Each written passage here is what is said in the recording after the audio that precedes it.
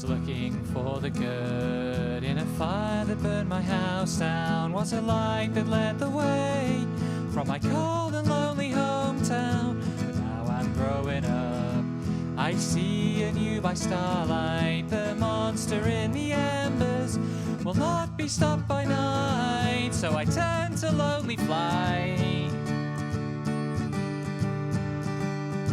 By the light on my bridge is burning, I will cast aside my name. There's nothing left to hold me here in the last kingdom of my shame. And though I hear your chanting of die, die, die, I will be your son no more. You don't deserve to have me try.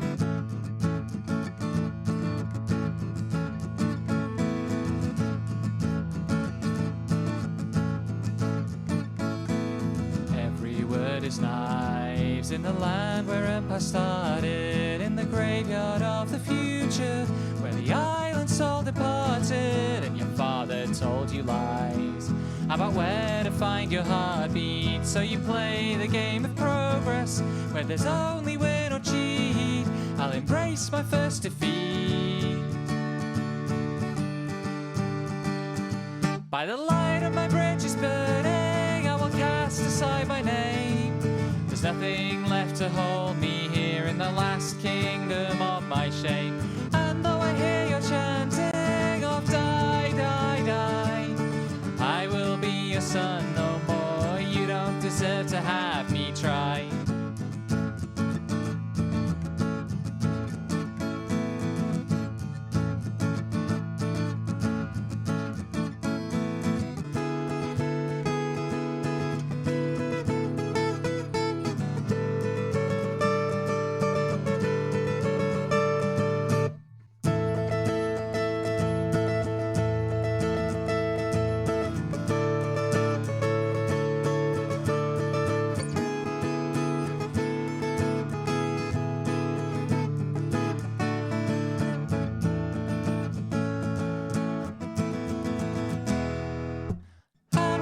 Still burning, I will wait beside the flames to make sure that there's nothing left of these old and bloody games.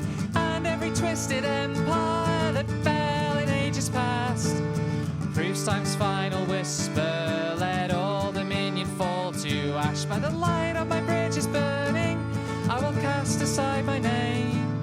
There's nothing left to hold me here in the last kingdom of my shame.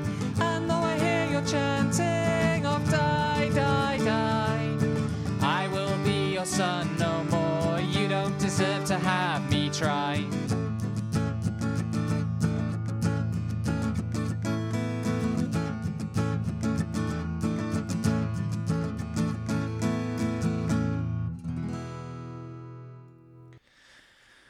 Okay, here we are. It's the colonists again. It's time to make some robots eat some trees. I have a choice of two missions. We can do a mission where we have to fight one enemy, and they might invent weaponry, or a mission where we have to fight two enemies, and they might not invent weaponry, because in the first two combat missions, the enemies didn't invent weaponry at all, which is very weird.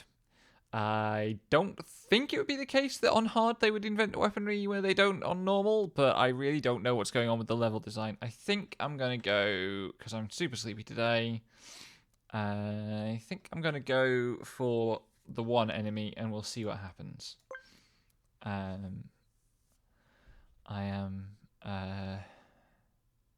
was up till 4 this morning because I watched a VTuber thing that started at midnight.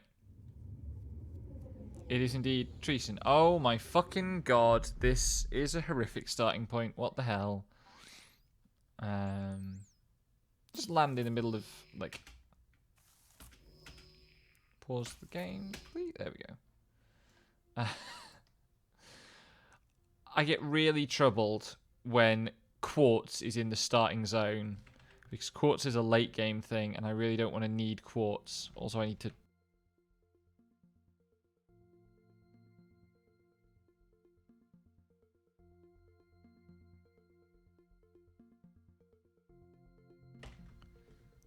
Let us think about what needs doing here. So I can't build any farms until I've cleared some trees. That sucks. Your priority 1. Where are my freaking lumberjack huts?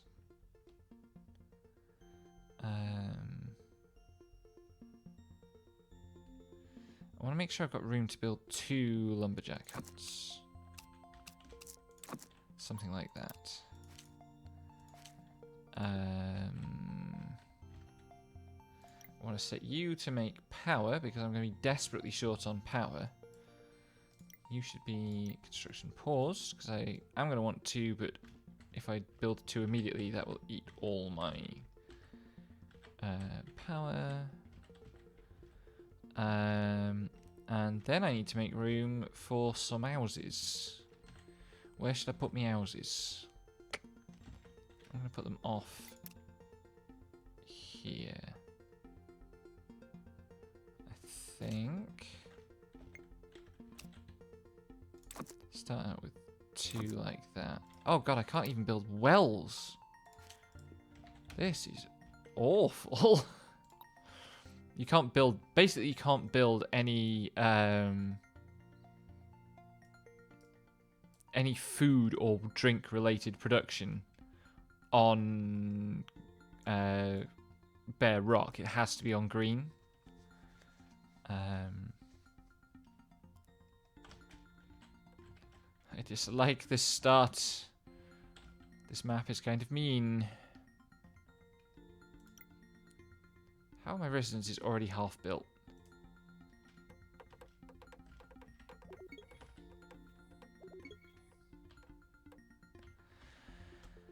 And there's no water anywhere nearby for fish. So I'm just going to have to clear these trees as quickly as possible. I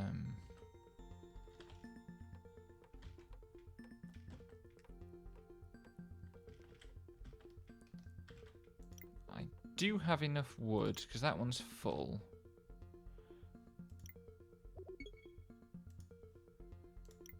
To start construction of that one.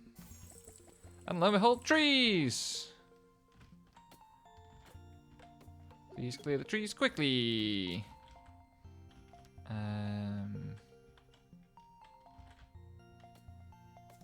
You need to be prioritized. What can I build here? I can probably fit a pumpkin farm in. Because I can place the farm itself there. And... oh, bollocks. 2, 3, 4. Cool. My lumberjacks are just going to have to walk all over my farms for a bit. Where's the most sensible place to put another... like that. Prioritize you.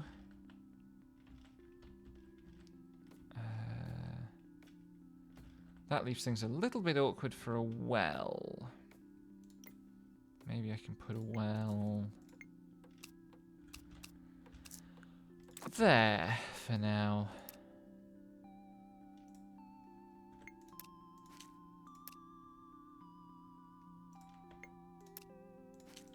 See if it lets me do that.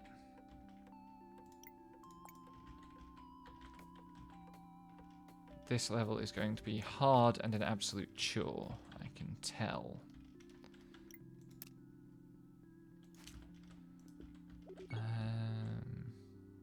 Okay, the well is finished. That's good. So I spent today... so yesterday I spent the day building furniture, which is an interesting way to spend a Valentine's. Enjoyed myself immensely. Built very successfully. Got everything up and sorted out.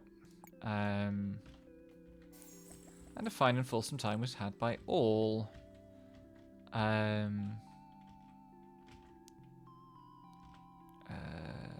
Right, I want to rearrange some of this shit because this is silly.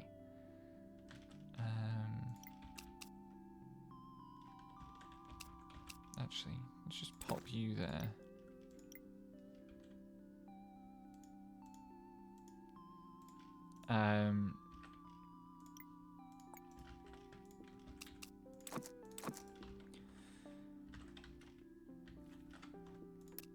So yeah, yesterday, furniture building. Today, doing all the sorting of my office space and associated things. That's already good. We're getting somewhere. That has been enabled by the fact that I have new storage. And that turned out to be a lot more of a task than I expected.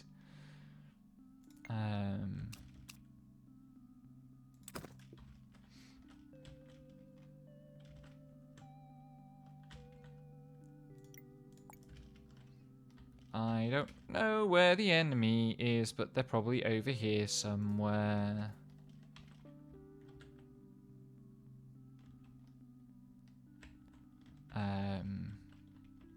For example, one thing that happened is that while I was...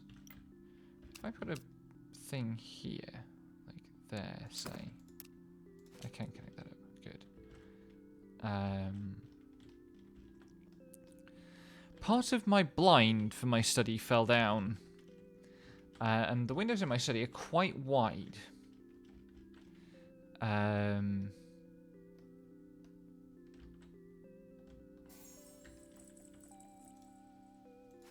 I put a watchtower there? Yes. Cool.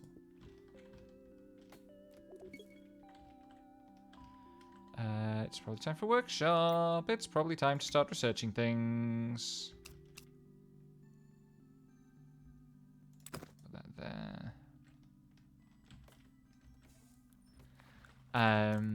But yeah, this room is quite wide. It's like 3 meters wide. And I am only one person, and trying to fix a 3-meter blind by myself is an awkward task, to say the least. I did manage to get the damn thing back up, but very annoying.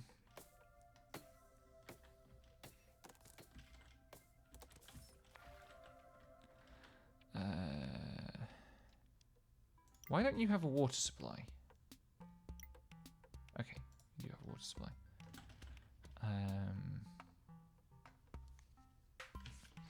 I should be thinking about where to place my next farm. Hey, doll! Thank you for coming. How's it going? I'm super fucking sleepy. And my lungs are full of dust. Because I have not taken good enough care of this place for a long time, and I stirred up a lot of dust today. Not least from the aforementioned fallen blind. Oh, please give me things to talk about. My brain is struggling.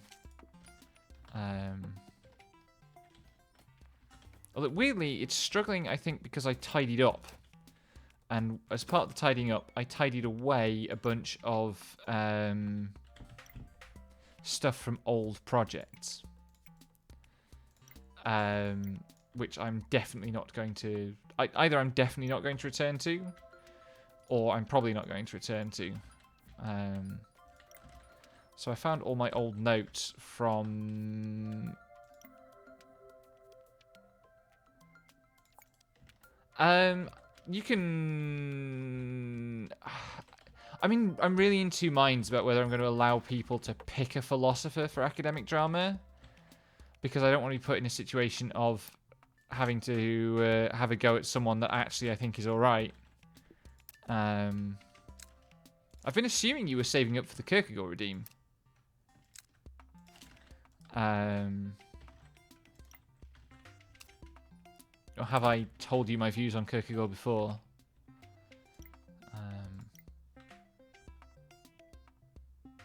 We talk often enough about these things that I might have.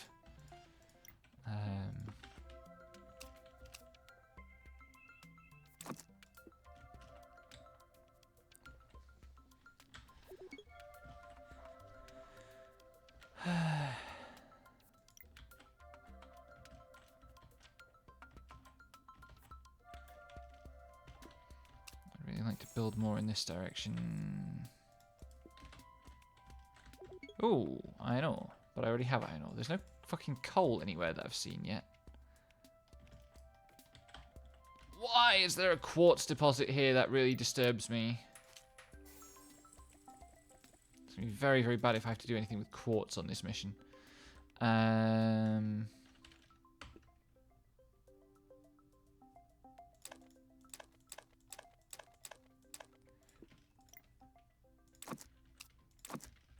You could always do that, yes.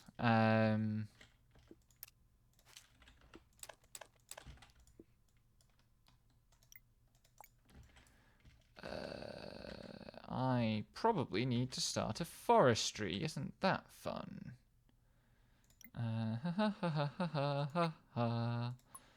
Forestries are here. The forestry at least can be built. I fit 2 forest. Nice. Okay. You can forest like so. Apparently you can forest up there. That seems a little implausible. Do something like that.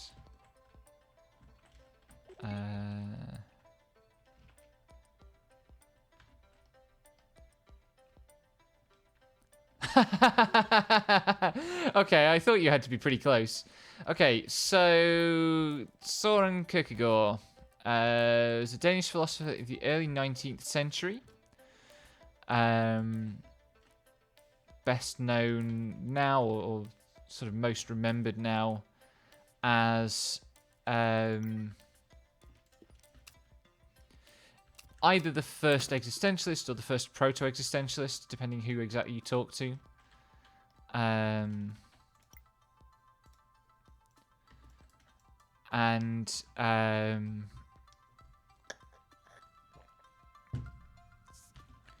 He was a cleric. You know, we associate existentialism, I think, with godlessness, frankly, these days. All these things need wood, and I'm low on places to get wood from.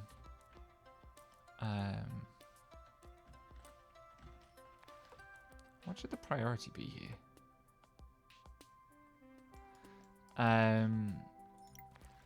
But Kierkegaard was the son of a priest, and I think trained as a priest himself.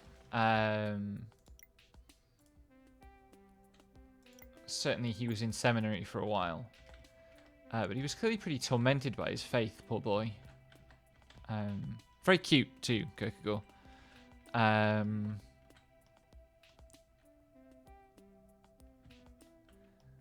need to do something here. Something's not working. Let's get a forestry up. That's probably the most important thing.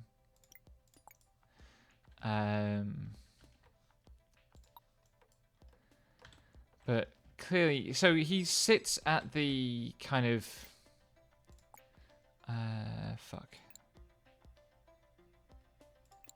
Anything useful I can get at this stage?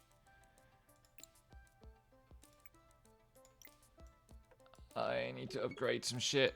I don't have enough wood.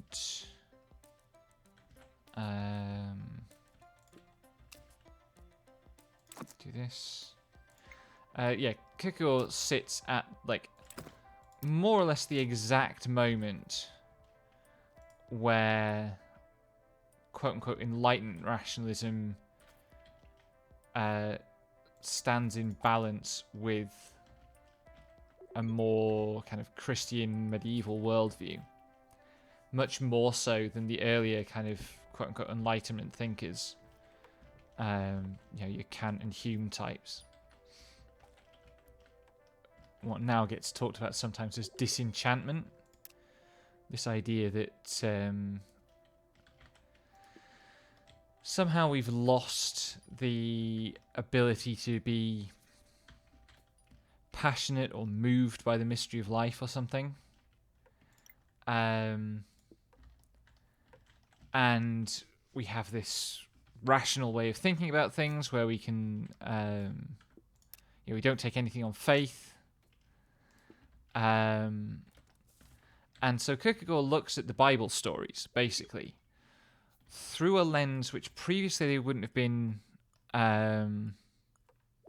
Yeah, valid, honestly. But Kierkegaard is looking at these biblical stories, but he's also applying to them the kind of methods of reason that have come from the Enlightenment.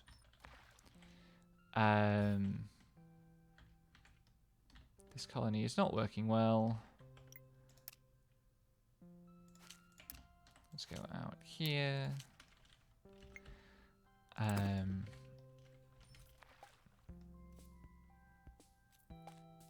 wonder where the opponent is. Somewhere a long way away. And a lot of the biblical stories are fucked up, right? To put it frankly.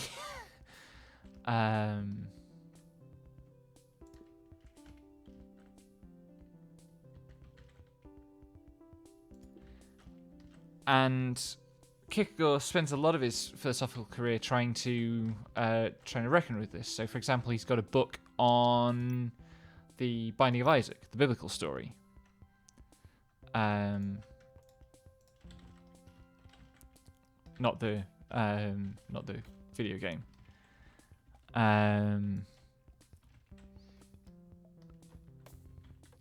Which is called Fear and Trembling.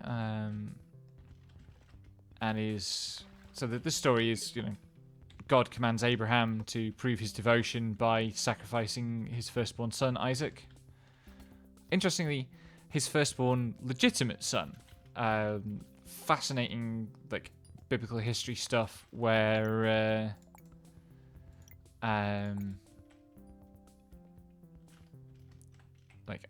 Abraham has an illegitimate son before he has any legitimate sons.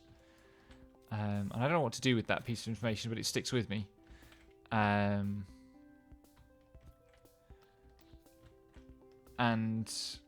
Abraham isn't happy about this, but hydration check. Does as he is bidden, because he is an obedient follower of the Lord. Oh, why do I have no logs? Because everything in the early game requires logs, and I've done a bad job of managing my forestry. That's why. And, in the very, very ancient tradition of Jewish myth, from which the sorry, yes. Abraham isn't happy about this, but he does as he's bidden. Why are you complaining? No fully grown trees within range. Right, yes. Because I'm waiting for these trees to mature. And then as he's about to sacrifice Isaac, God sends a version of the story vary, but an animal that can be sacrificed in Isaac's place. What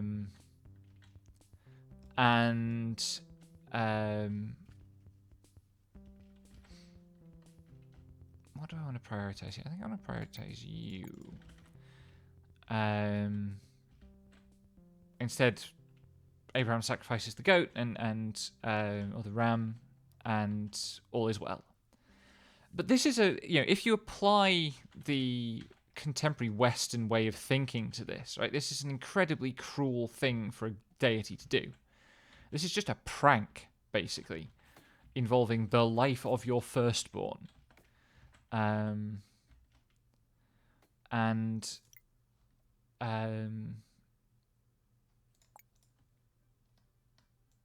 Kierkegaard, as are many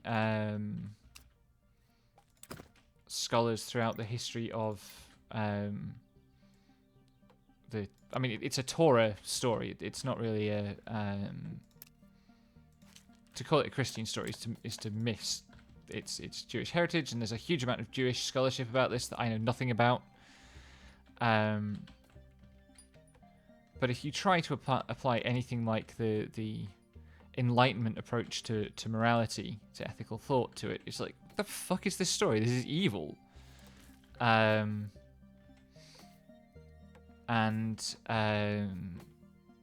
Fear and Trembling is Kierkegaard's book, trying to reckon with this.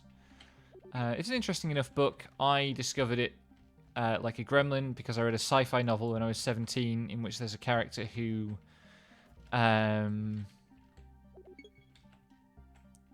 is kind of fixated on this story. That was such a waste. And spent his kind of professional career trying to figure out its implications and so on. But then I actually read Fear and Trembling myself when I was a student.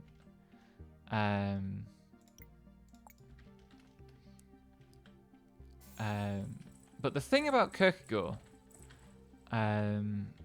is that he wrote all his books in kind of personae. Which is to say, you know, he would formulate a character to write the book as. And so Fear and Trembling, for example, is written in the personage of a character called Johannes de Silentio, John of Silence. What do I want to do here?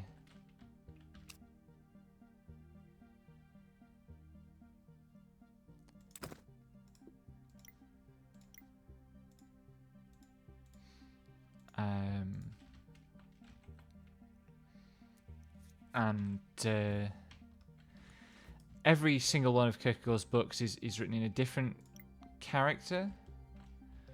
None of them are exactly him, but all of them are clearly like trying to express things that he is trying to express. All of which is to say that Kierkegaard is basically a VTuber. And so I don't shit talk Kierkegaard on this channel because I don't shit talk VTubers on this channel. So there's your answer for 10,000 points.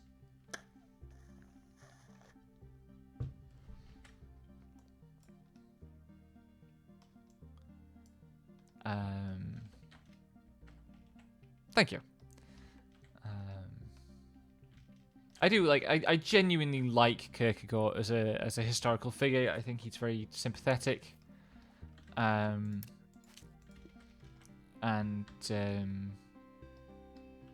know, I understand a lot of the things that he was grappling with because I grappled with them. And I think his questions are interesting.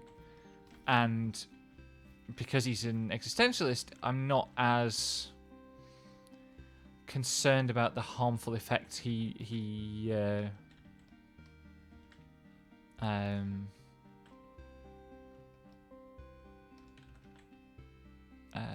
might otherwise have on philosophy.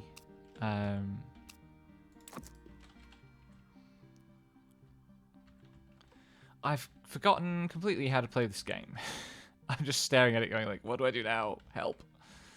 How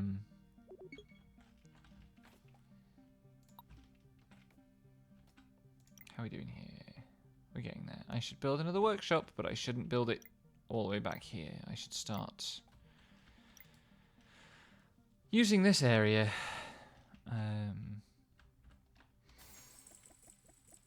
Oh my god, they're there already. I need to fucking sprint.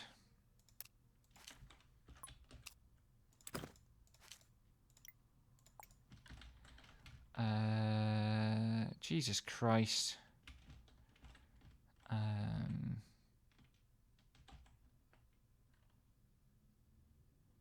Why is that still prioritized? Deprioritize that.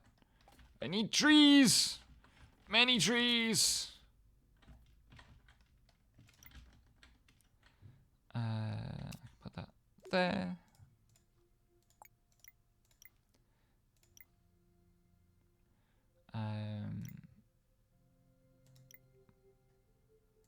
Change tree type. Fir trees. Because fir trees can grow over here.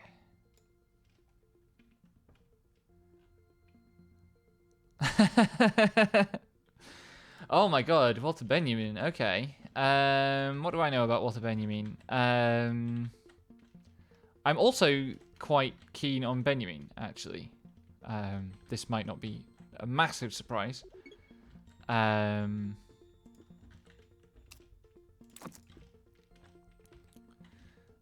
Benjamin a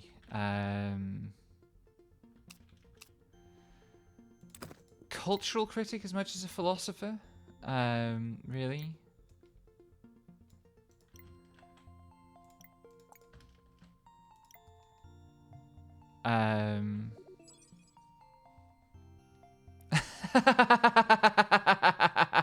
Thank you for your support. I'm going to leave that workshop idle for now because now we are full power to the logging. There's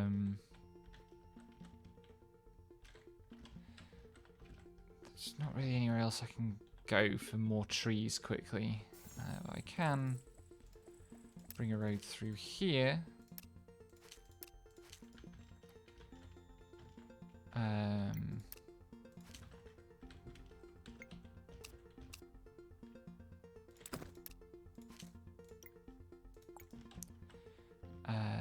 That one is ready to go, and I can wheel something through there. That's not what I wanted to do.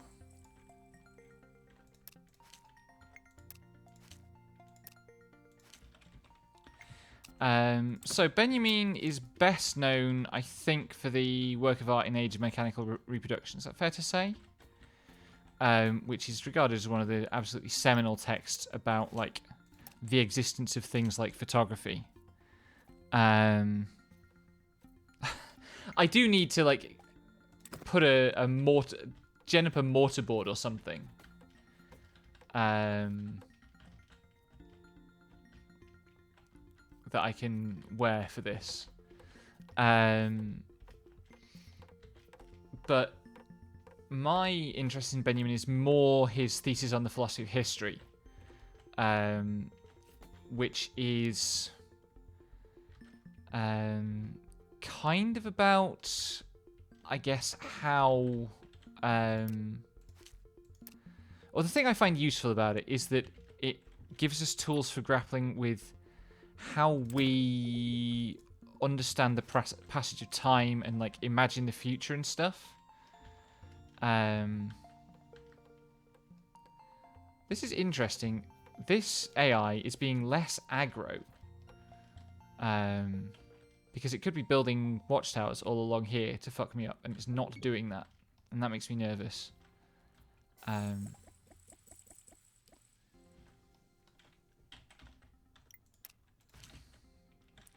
I can go here, and I can really fuck things up. For them. You prioritize.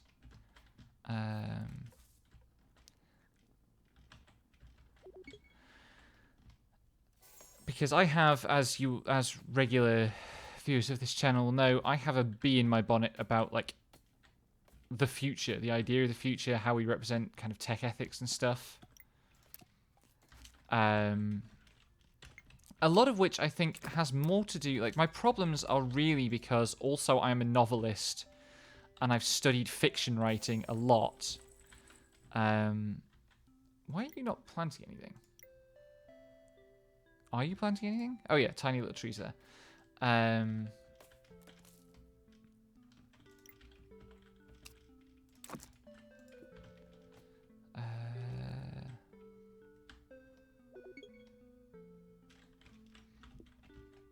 could build... Can I get a road through here? Yes. Let's do that.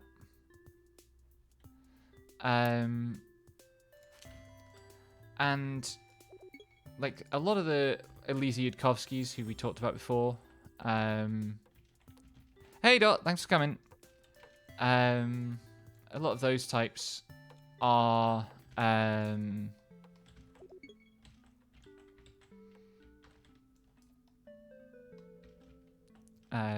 motivated by a particular way of imagining things. Where is the fucking guard robot? Is that guy?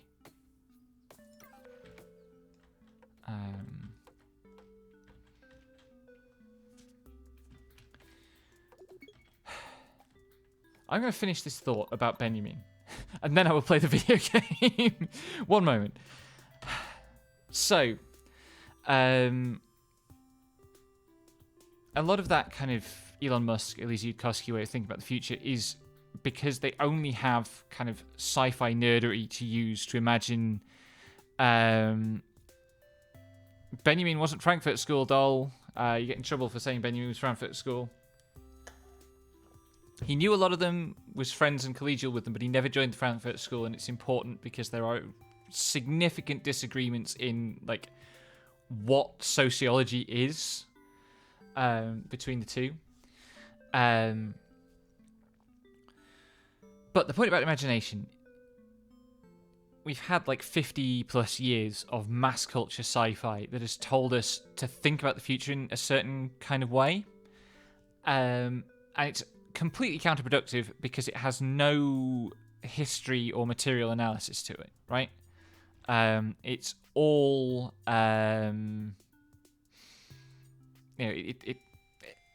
Zizek voice. It's like the trash can of ideology. And when we call that media trash, I think the best way to make value out of that claim is to say that it's the trash can of ideology. It's the ideas and the stuff thrown off by ideology as it works on us. Which is not to say you can't enjoy it. I enjoy a lot of that stuff, but it is what it is, and we should recognize it as such.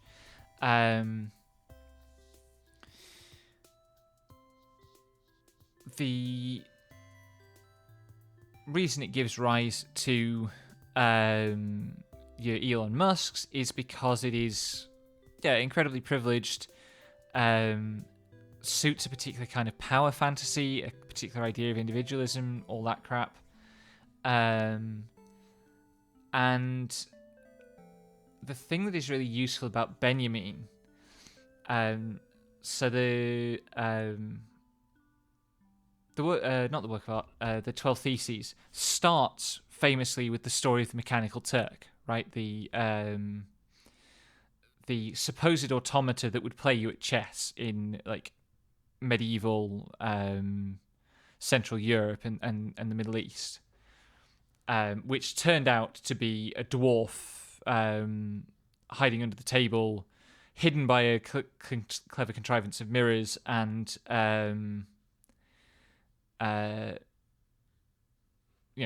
being a human being playing the game of chess and giving the appearance that a robot was doing it. And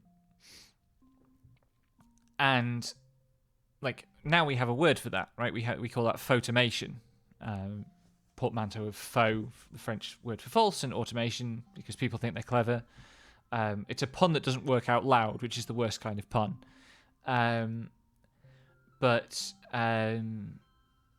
Benjamin basically called it. He said, "Look, the structures here are not."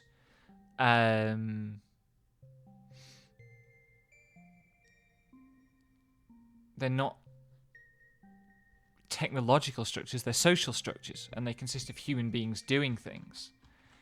And that is still the fundamental insight that guides all my work on technology, and also why I've stopped doing academic work on technology, because it is so maddening to deal with people who are so thoroughly wedded to this worldview that they cannot imagine that maybe technology doesn't actually change things in the way that they have dreamed.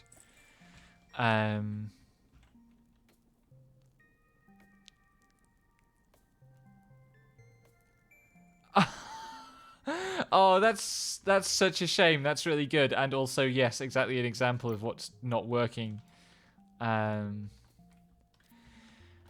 Right, I need to. What can I do here?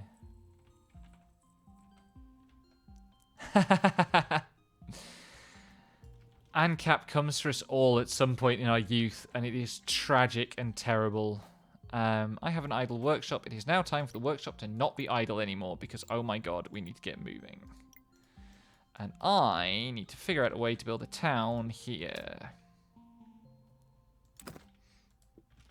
2,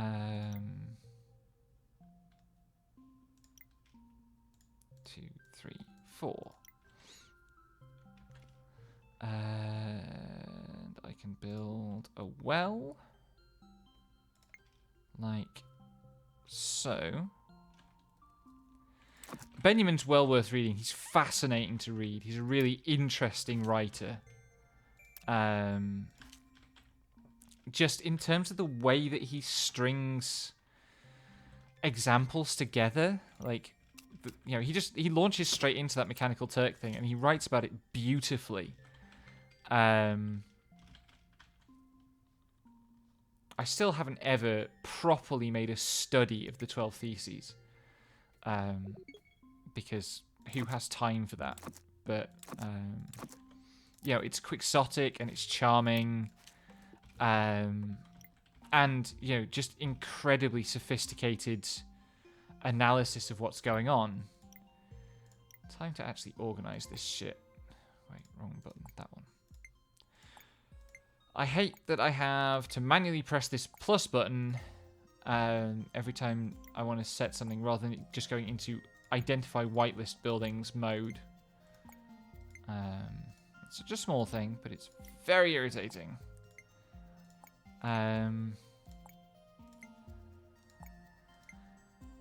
So, yeah, that was Benjamin. And yes, I know how I would animate a mortarboard.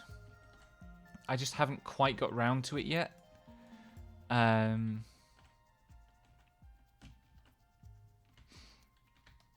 By all means, go ahead, Dot. Don't let Dol monopolize me.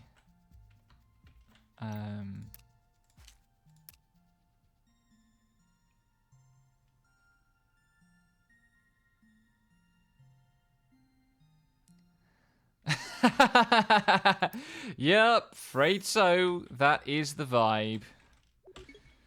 I'm really not kidding when I say I think Benjamin called a lot of this shit. Oh, I can keep going here. Shit, I don't know anything about Neurath, I'm afraid. Which one was Neurath?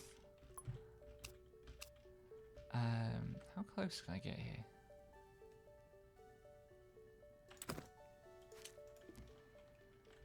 I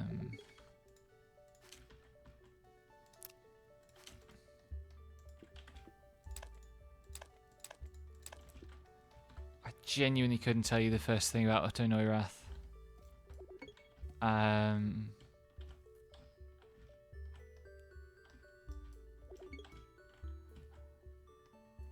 This is also the other reason why I was wary of letting people name their choice of philosopher for that redeem, because we might just get the situation where I don't know who the person is. The 5-minute philosophy of everything is really supposed to be topics rather than philosophers, because a topic I can at least go, oh, I've heard of that.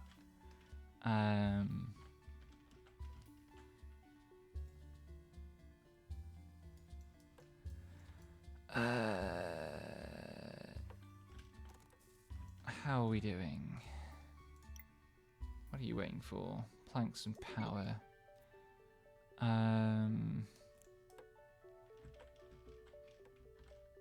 Oh, right, a thing I'm doing out here is building another workshop. I suppose I can give you a 5-minute philosophy of cute elephants if you want. That sounds more doable. All sorts of interesting things to be said about cute animals, and why we find certain animals cute, and what it does to us that we find certain animals cute. Because we make some very bad philosophical decisions.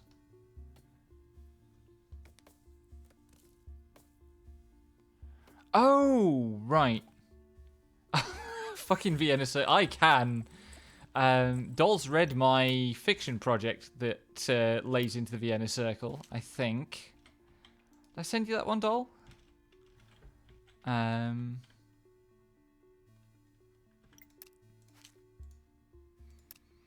So, the Vienna Circle. Again, this is a transition. Oh man, I gotta say, you'll have some kind of kittens. It'll be very funny. The Vienna Circle was a group of post-Hegelian scholars of the kind of turn of the 20th century.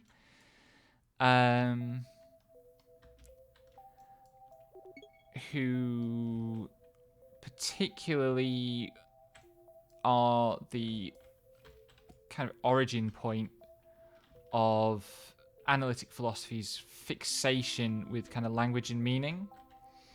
They didn't like Hegel. And I think basically, like a lot of people who don't like Hegel, what they really didn't like was Marx. And they really wanted ways of like pushing against Marx. Wrong button, that button. And so they developed this critique of Hegelian philosophy that said it's confusing and unclear, and particularly their buzzword for what they hated was metaphysical. They thought Hegel was too metaphysical. Now Hegel, very metaphysical thinker, to be sure, did a lot of metaphysics work. That metaphysics work is quite important metaphysics work.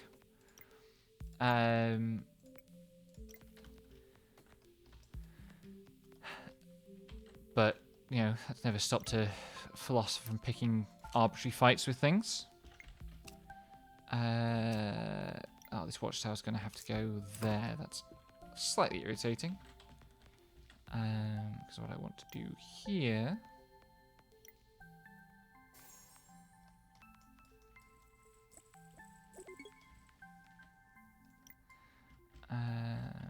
okay, I think I have the opposition contained for now.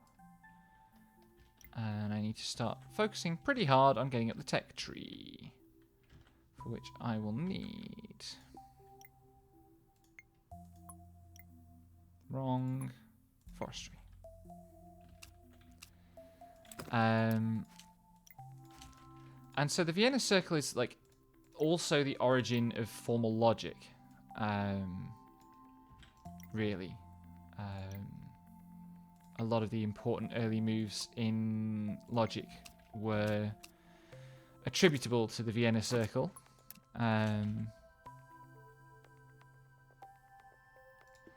Yeah. Yep. So the critical central kind of view of the Vienna Circle was that it's called the verification principle. And what it holds is that if you can't use experience to test a proposition, if you can't design an experiential test for a proposition, then it's meaningless.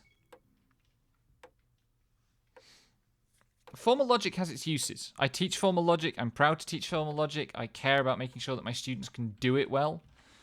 But its use is not infinite. Where are we?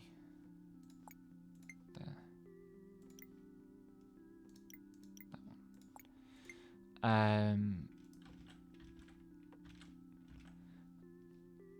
I think the other workshop is going to go like there. Now I can fish. It's a JRPG. I can fish. If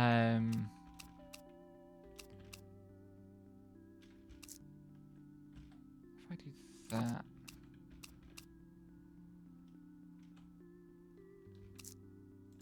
then I can get 3 of these, and that's enough for another village.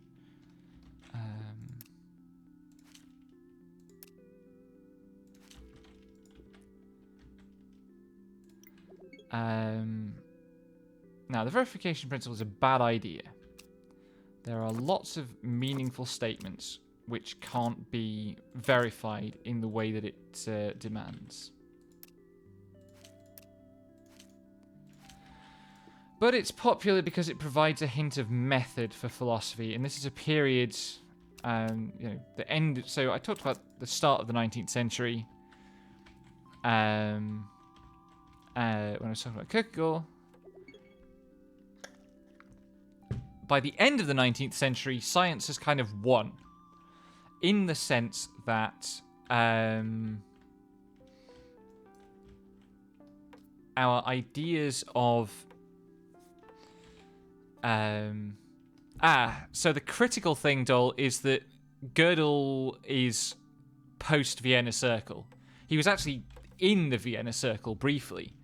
That's where he got his kind of academic start. And it might even have been that one of his first presentations of the incompleteness theorem was to the Vienna Circle, but like that was kind of the end of the Vienna Circle in a way. Because obviously, like, once you have Gödel's theorem, which says that you can't have a single set of self-justifying axioms, that's it. The jig is up.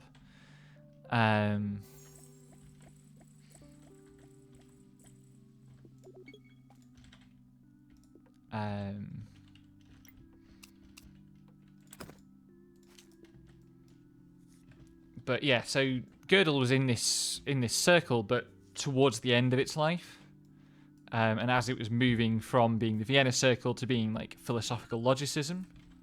Who the fuck is taking territory away from? Oh, yep, that's fine. That's not fine. Who allowed that to happen? Why can you build there and I can't, bastard? It should be fine. There's so much philosophy that you know, all ways of presenting it are out of order. There was so like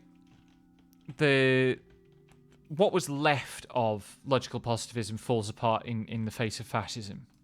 To be sure. How are we doing here? What are we waiting for? More planks, always more planks.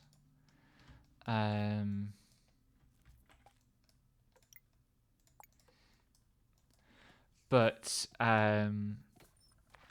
it's ironic because a lot of that philosophical project of like making philosophy more scientific would have been entirely co-optable by the fascists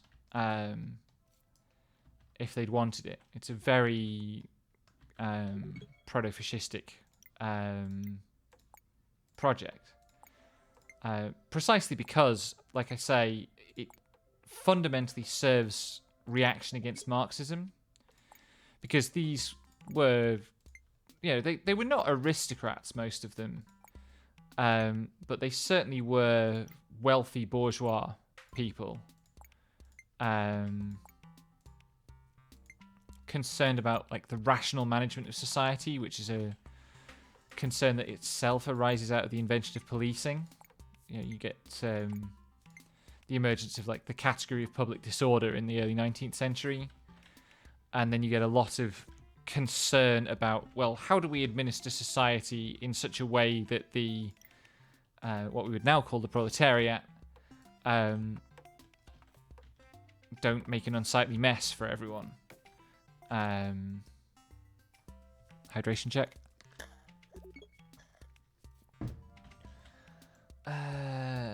Oh shit, they're already at level 2. I am behind. Fuck. Mining. No, actual mining.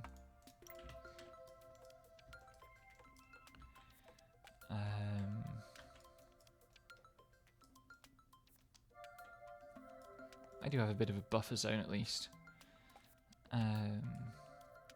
Oh, I have an idle workshop. In that case, you should be upgrading, and I should be building an orchard.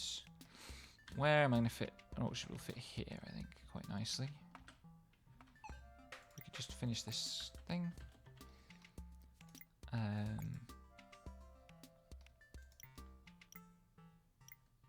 Yes, it's all appropriate.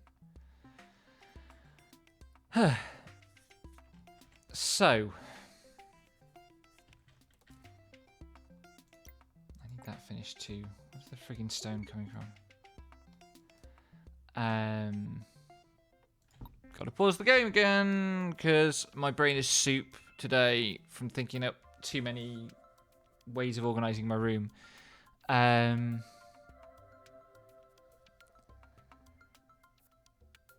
Yeah, a lot of this is reaction against Marxism, basically. And part of the reaction against Marxism is to like say, well, Marxism is basically Hegel, and Hegel is bad philosophy. And now, if you got me like on a day where I wasn't also trying to run a colony and recover from a day's tidying, I would reel this stuff off. Like particularly this part. This is a course that I actually teach, or it's part of the course that I actually teach.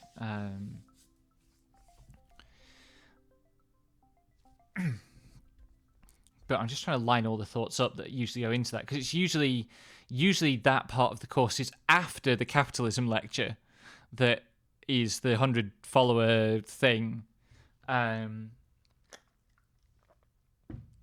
So you have to get me to 100 followers pretty quickly to fill in the gaps. But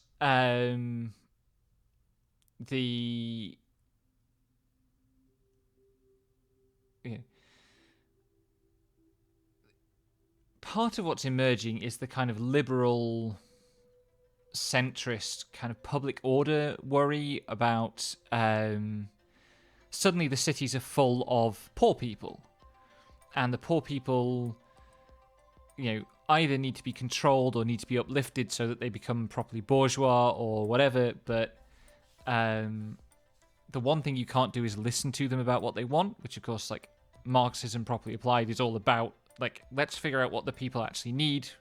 They're the experts in what they need.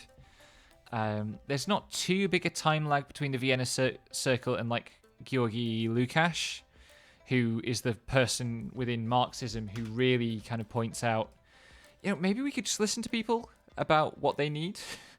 They can tell us. The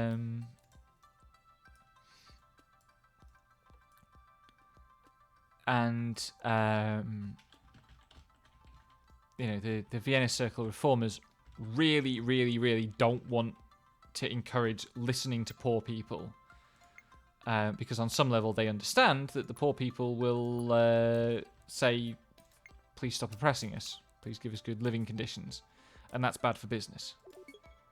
That would be a bad place for an orchard. What if I put the orchard there? That would also not be great. What if I put the orchard? No. Oh, this is a game about space management. I've done too much of that today already.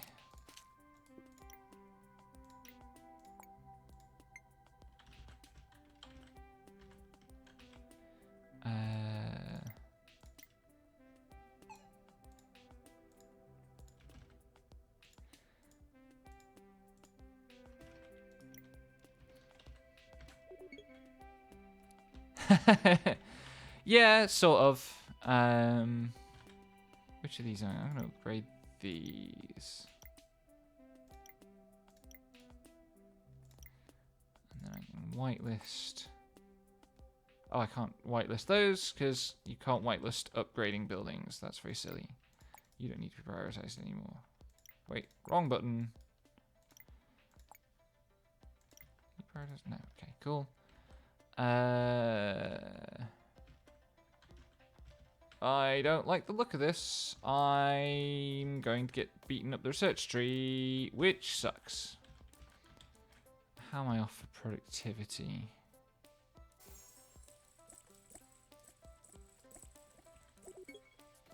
This orchard now has enough room.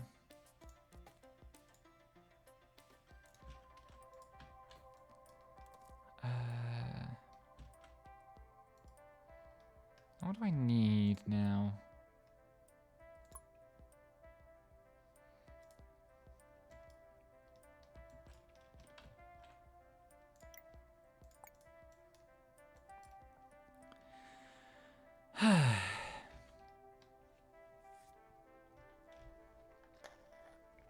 And yeah, God forbid that anybody holds any liberal to their stated principles. That is not an experiment that goes well. Do I need iron for this? Where's the research tree? Military arrows. No, that's just wood and stone. Would be good if I could get armor one, but I'm going to need mining one first. You are upgrading. Prioritize you.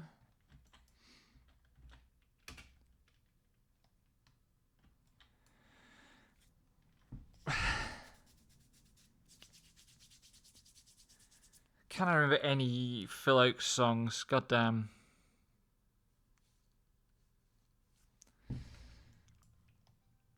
The problem, the Phil Oakes song I know best is There But For Fortune, because I heard Tom Paxton sing it a few times. And it's a beautiful, beautiful song. Genuinely lovely. But it's been so long, and every verse of it is like the story of a down and out of some sort, and all the wires are crossed. What was it? Show me the whiskey stains on the jar.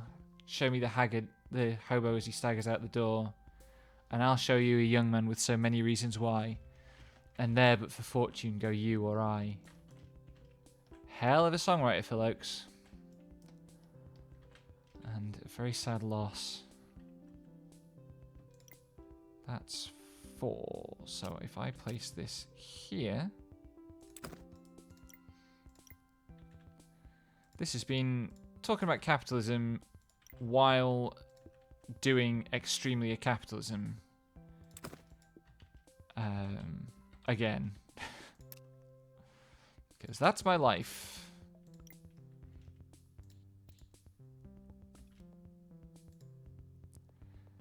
It's fucking Tetris bullshit with these fucking vegetable plots.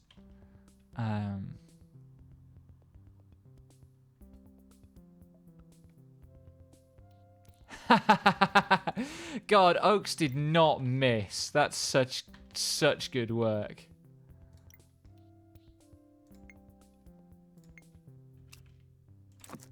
I won't do you all the disservice of trying to sing it at this point.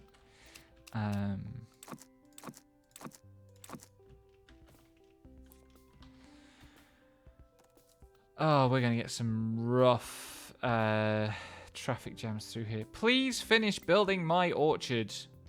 Where are these fucking planks coming from?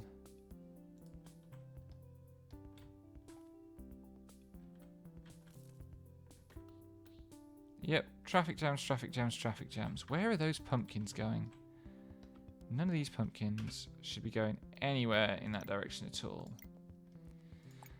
The exciting business of watching me build a bajillion whitelists, because this game's whitelisting systems are bad.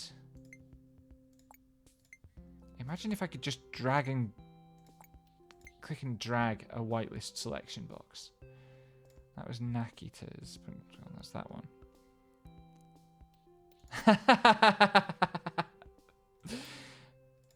Yeah, well, like I say, the inspiration for that redeem was I was at a friend's house, and I said, and explaining what philosophy is to them, and I said, well, there's a philosophy of everything, and they pointed at the cat that was licking its butt, and said, well, what's the philosophy of cat licking its butt? And I actually did give them 5 minutes of aesthetics on why we find that funny. Because it is funny. It's genuinely, like, hilarious that cats are... we think of cats as incredibly dignified animals and kind of pompous in some ways, but also they lick their own butts all the time. That's just Carnival. Oh,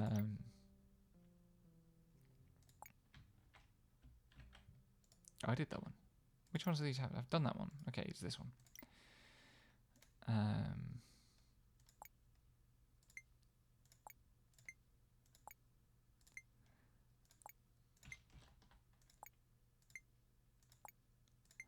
But yeah, it's especially like pick philosophy of things that you don't think there's philosophy of, and I will prove you wrong.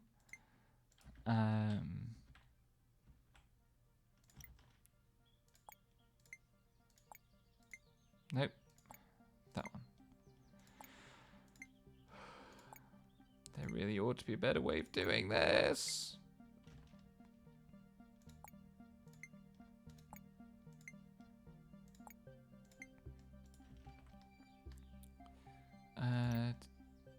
One more.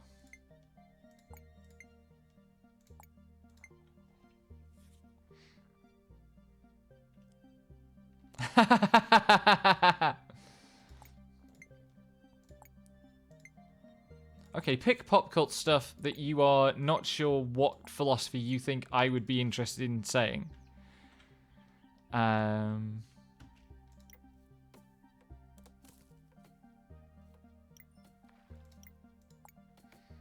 Okay, the most important technology is that one. Come on! Maybe I should just delete this road. Is there anything coming from this side that needs to get to this side? There might not be. Where are the planks? Oh, they've arrived. So my plan is that... well, was that you? That was you. Okay. Oh yeah, these need to be whitelisted as well, because everything needs to be whitelisted, otherwise it goes to the wrong places, because... bah.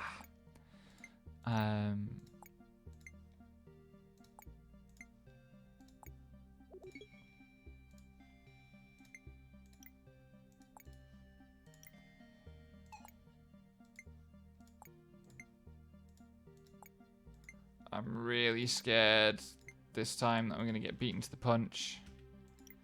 You don't need to be prioritized anymore. You still do. Why are my stone miners idle?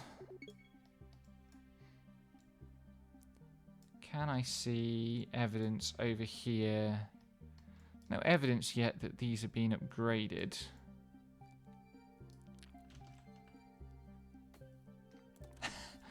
Plenty of philosophers, like plenty of other philosophers, I'm just deeply bitter about it all because the discipline leaned hard into transphobia over the last couple of years. And even then, like, I am very bad for sometimes talking about philosophy when I specifically mean, like, Anglophone analytic philosophy, i.e. the bit of philosophy that I work in. I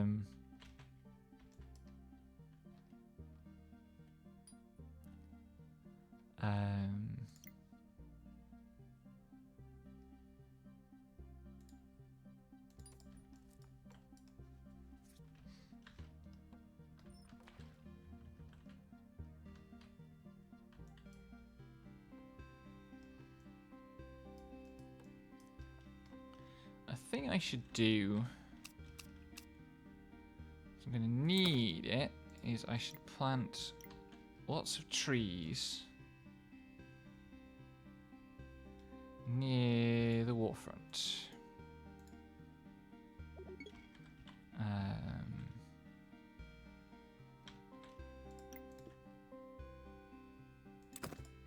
This is tactical reforestation.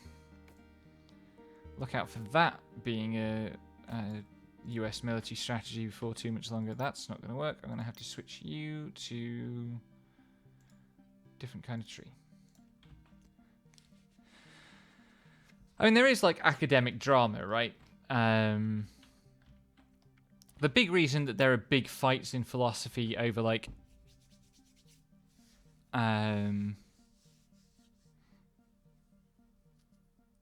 so like fights between like analytic and continental philosophers and stuff are all over like who gets the jobs and who gets the grant money. I know the name Girard. I don't think I've ever engaged with his work in any way. Oh, that's a good line. I like that line. I'm going to steal that. Analytic philosophy is to philosophy what military music is to music. I think that's a little harsh to military music, honestly. But yeah, I see what you might mean by that. And I don't think it's misplaced. Because honestly, like the analytic philosophers understood themselves as fighting. Basically, it's still fighting World War II. The actual kind of movement to define analytic philosophy as such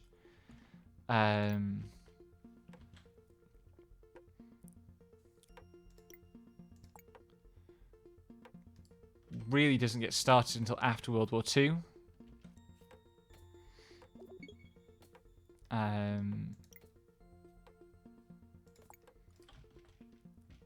And it gets started precisely because the English analysts, particularly Russell. I didn't need to do that. Why did I do that? That's building for neatness rather than practicality.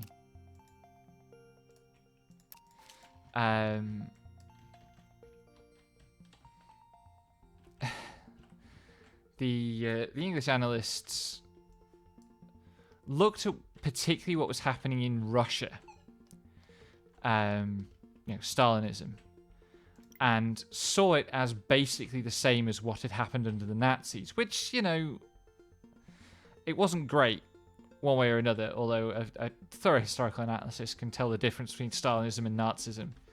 Have I fixed all the... I did whitelist you, yeah.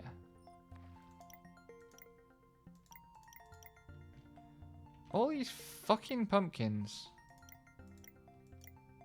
All coming from the same wrong place.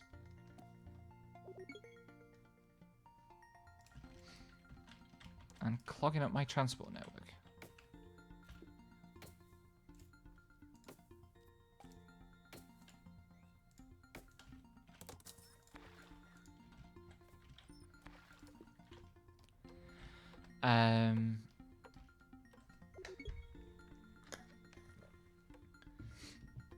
And you can find direct quotations from the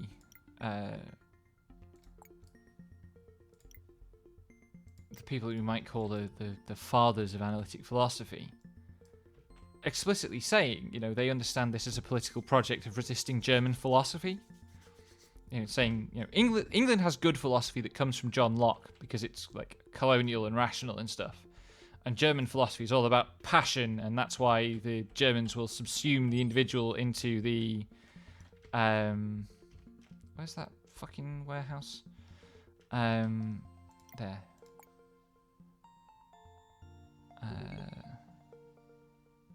Those cost the same. Let's do that.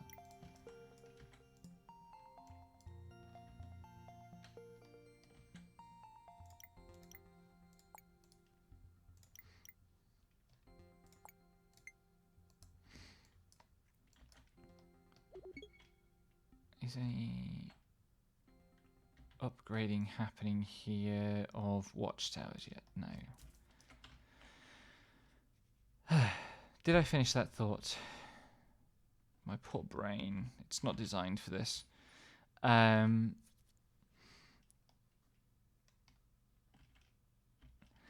So... I'm tempted to quip that French philosophy doesn't fit into this picture. It's just the French really think it should. I think, to my mind, on present evidence, the language of philosophy is either German or the South American forms of Spanish, and or Portuguese, I suppose.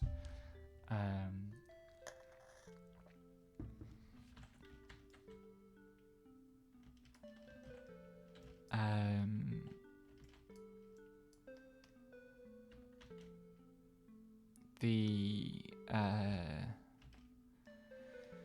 French philosophy is interesting because you don't hear a lot about French philosophy as such in academic philosophy classes. I think this has a lot to do with analytic philosophy having redrawn the boundaries of philosophy narrower with the advent of cultural studies. Come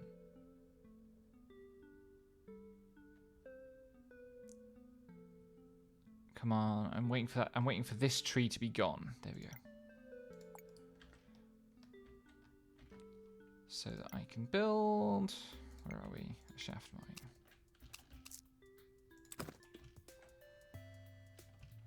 Because I am struggling for supplies of stone.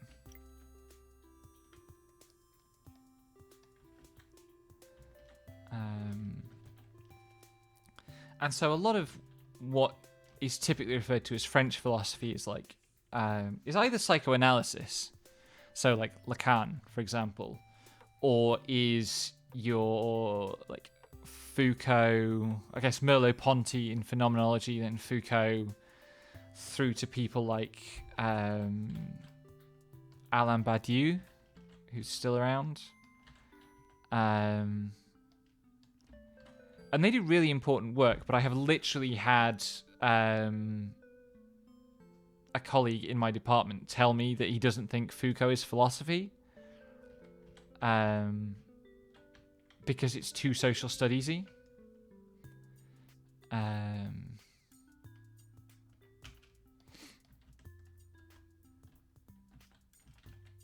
are we doing? You prioritize. No, you should. No.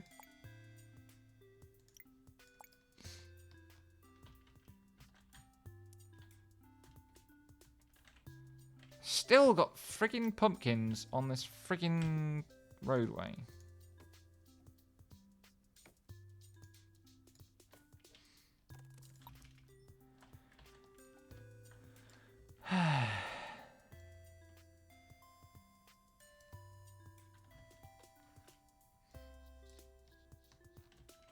I need to add to the whitelist.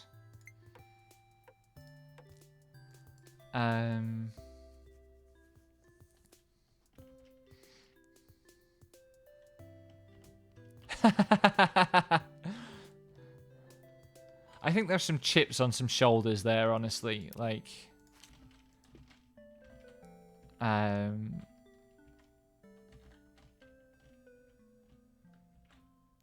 it's a case of overlooked by whom rather than are they overlooked kind of to core.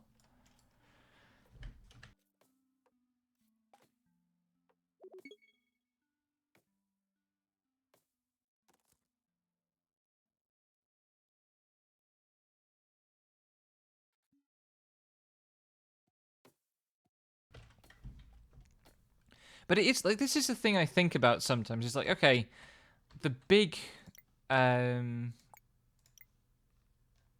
philosophical strife of the 20th century is Anglo-German, and emerges from a context where initially the English and the Germans, or at least the Austrians of the Vienna Circle, were kind of natural allies. I should build some lumberjack huts around here to cut down all these trees that I'm suddenly growing, so that when I can build Fletchers, I will have a plentiful supply of... let's get another forestry going.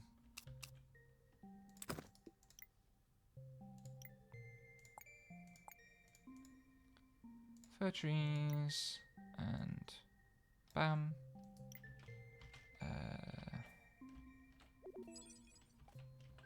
Ooh, armor.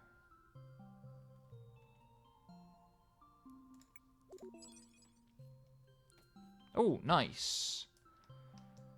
I got all that stuff sorted just in time. With military, that's military. Fletcher.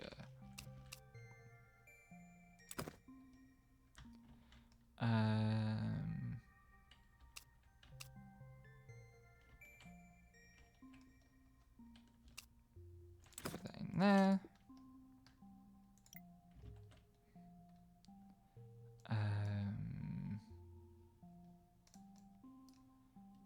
Prioritize you.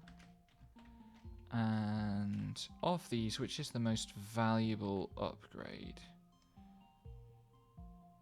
Probably this one.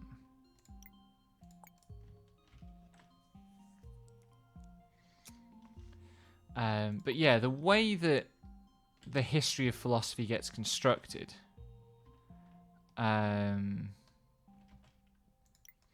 obviously it's a hugely ideological project. Is there anything else I need to research, or do I just kill them like this?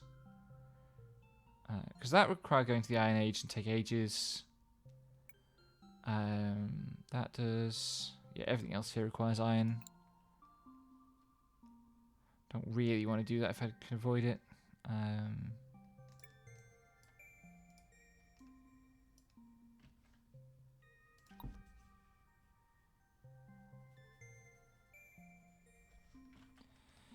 What is my opponent doing? Because it sure as hell isn't arming any of the... Oh, yes it is.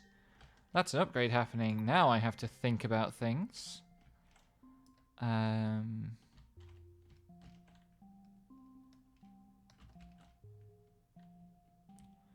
think we'll be okay. I don't see massive investment in actual armament production over there anywhere.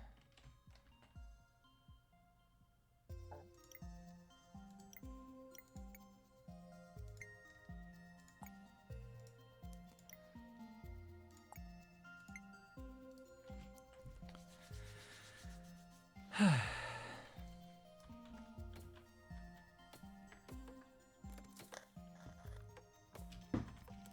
should upgrade this one as well.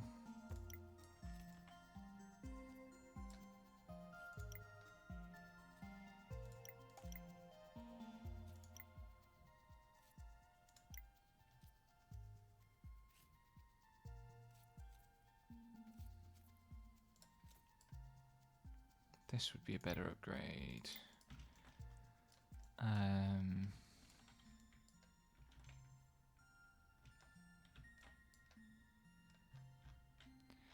I wish there was any way to see how far along enemy buildings were with their construction. But yeah, history, philosophy, very ideological, mostly set up to defend the idea that Locke was onto something, and avoid having to think about how racist he was. Actually, so recently, a friend of mine messaged me asking about On Liberty by Mill, because they'd heard it being cited a bunch in like kind of free speech discussions, which of course, like, Mill is the foundational liberal text on free speech, and they were like, you know, should I read this? And I said, well, you know, the free speech bit's the second chapter. They're long chapters, but it's not hard to get started with. And it's only 19th century, so the English is fairly comprehensible. If you want to read basically any piece of early modern English language, or even most of the kind of early modern rationalist stuff from Germany and France, by the way, earlymoderntexts.com has it all in, specifically in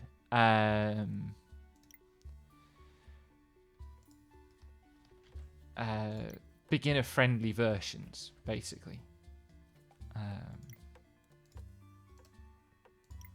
Can I choose a target view yet?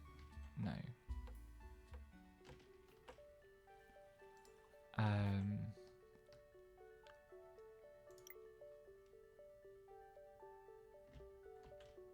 I'm not seeing arrows being moved around over here. That's good.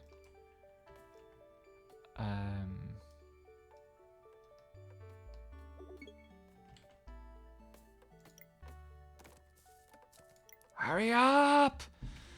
And like, I know that the history of philosophy is racist, right?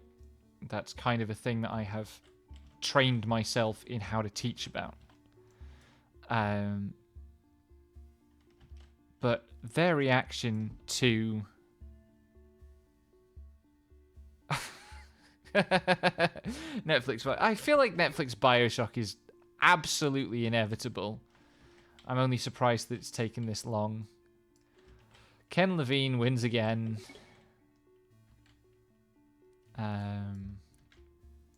Hey, there we go.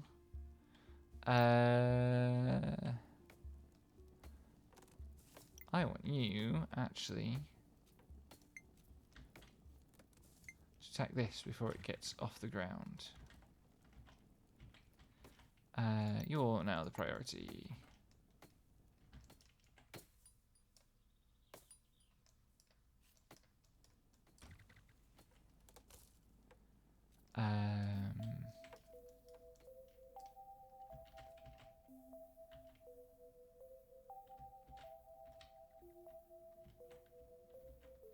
we winning? I think we're winning. Okay, hopefully the rest of this is a formality and I just need to keep building trees and lumberjack huts and stuff.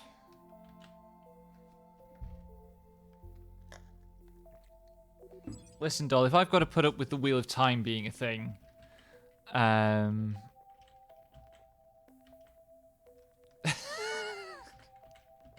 not sure I'd give you an 8-figure budget to make Duke Nukem as a trans man, doll. I think there are far better uses of that money.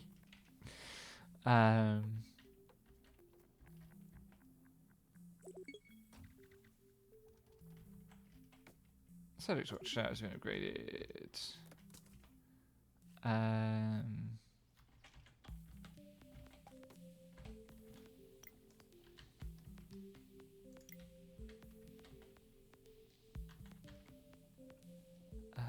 Does that work? Yeah, that probably works.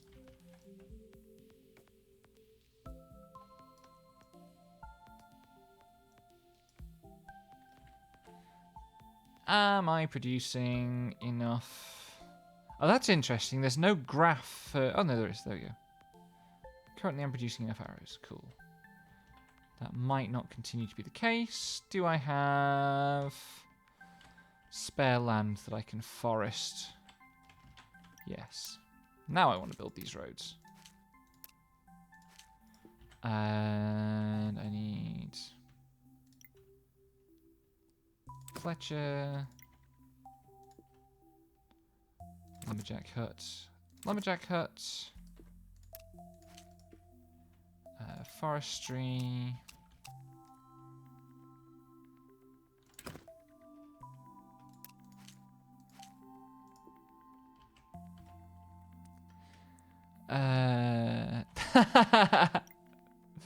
Yeah, I'm not sure Duke Nukem deserves to live, honestly. It was fun while it lasted, but let's be real here.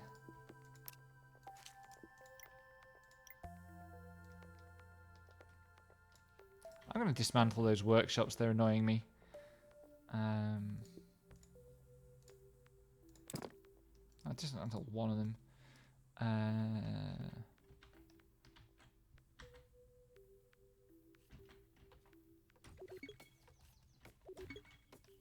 Actually, I'm going about this wrong. I should...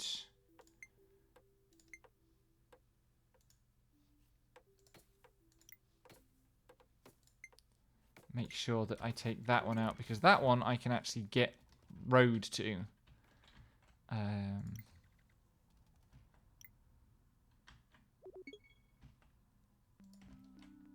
Also this one.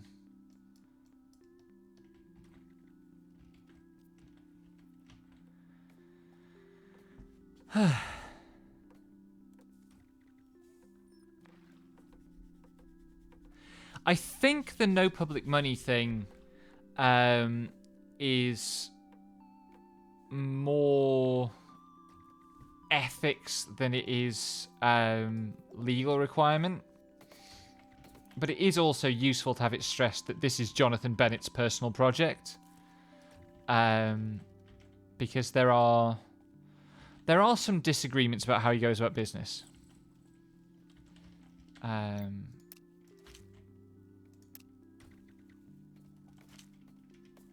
Like, people have some legitimate complaints about the idea that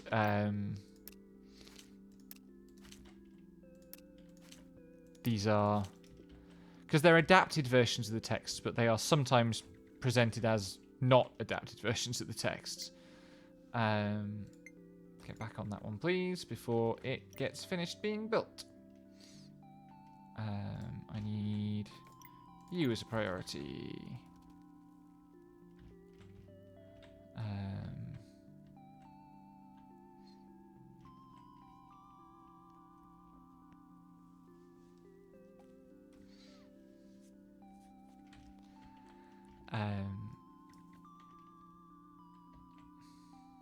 I know I have a collapsing watchtower. I have 2 watchtowers to worry about. There we go. It's now being repaired.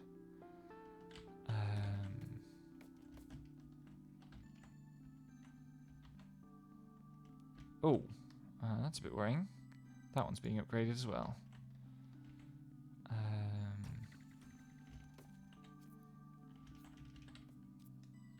I have a massive production surplus of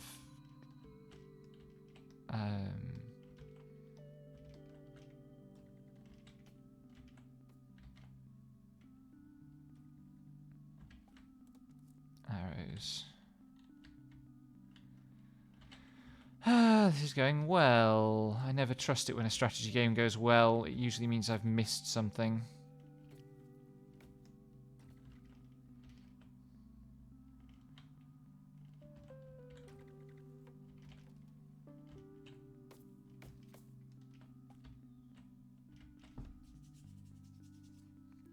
At least the AI is trying this time. Which watchtower is that? That's that one. I should grab that one, but I don't need to massively rush to.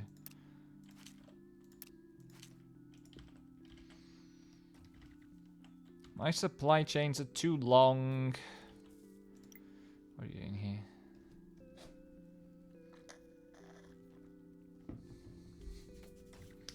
Is it one solution when the supply chain's too long? That's shorten the supply chains.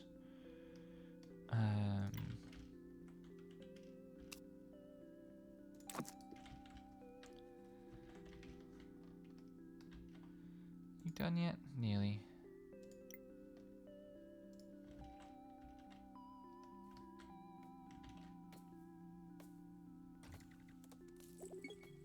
Okay. Can I get a road? You need upgrading. You need upgrading. Do I need to save that one? Are you the one that's collapsing? No, that's the one that's collapsing. I like how opposing robots can still walk through my territory.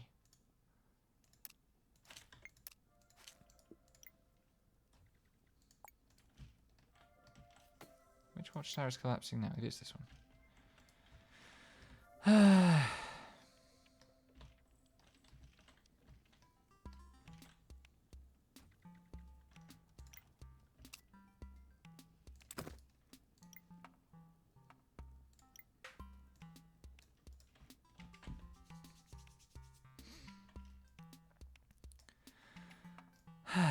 Okay.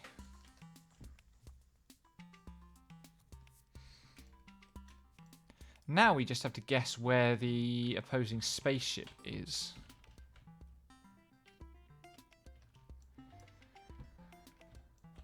And wait out the time it takes to repair and upgrade all these workshops. Anything I can do to improve productivity?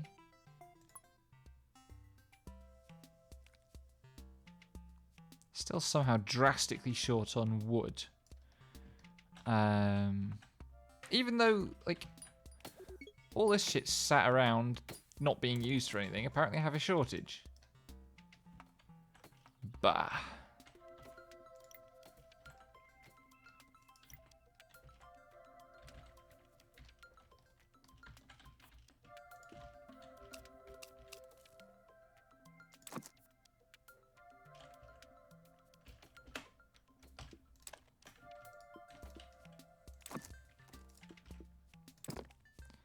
That and then build a sawmill.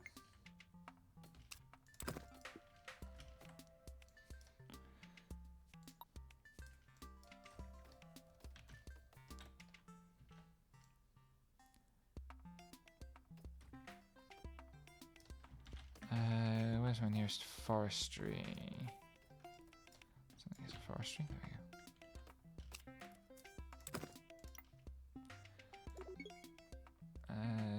Change to fir trees and shrink.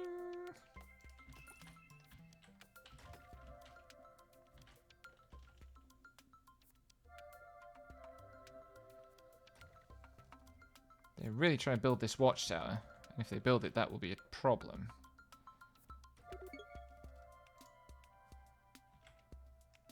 But I think I'll win the race.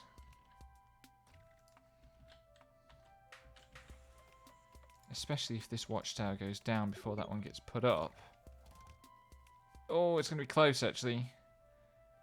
Where's the guy coming from? Can you attack? You can attack that one. Good. I'm going to let that one die, though.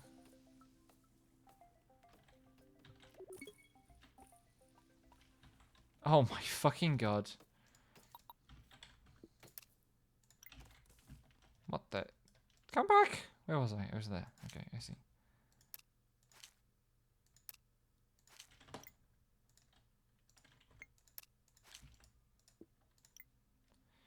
Upgrade!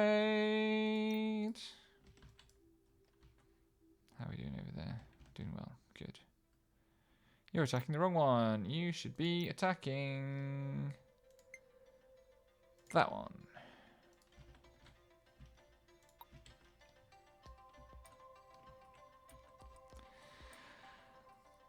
Oh my goodness.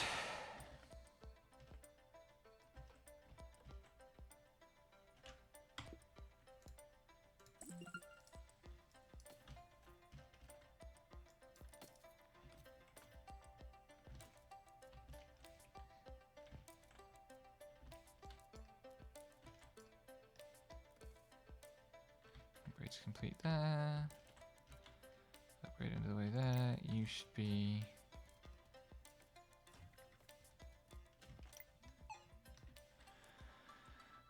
It's all working. Just, it's slow now.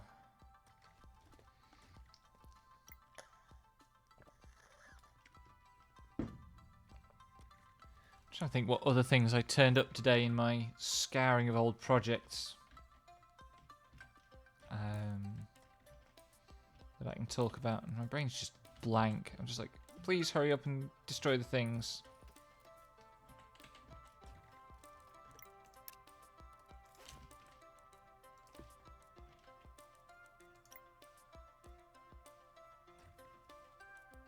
How close are you to upgraded? Oh, they're starting to fight back. I was afraid that might happen. Now I have to start planning actual infrastructure. Fuck.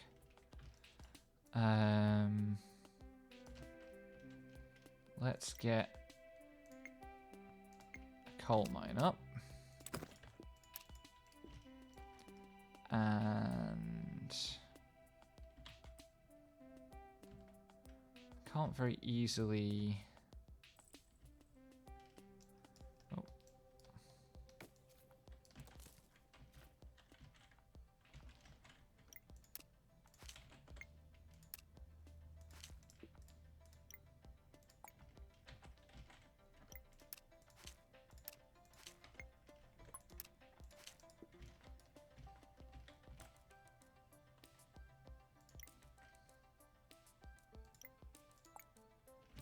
That to be the priority.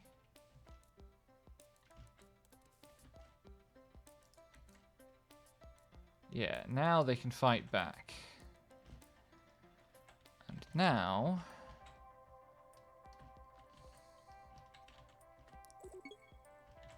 Oh, that's convenient timing, actually. Cut that off, because now I can go... So...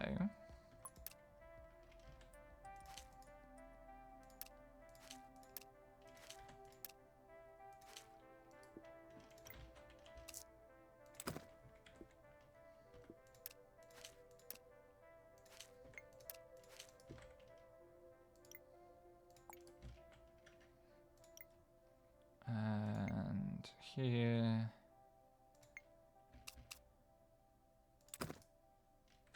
No, I need that build menu open. Hang on.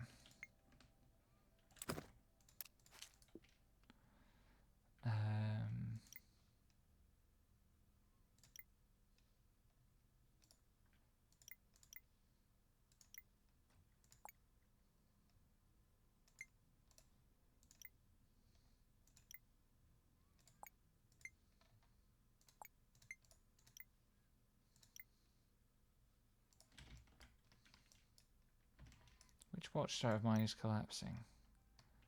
That one. Okay, things are under control. Situation is under control.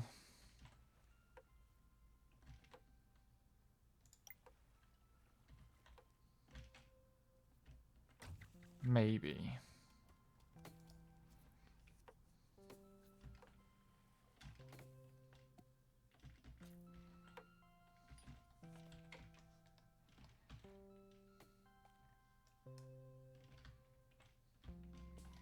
Glad I didn't delete the other workshop.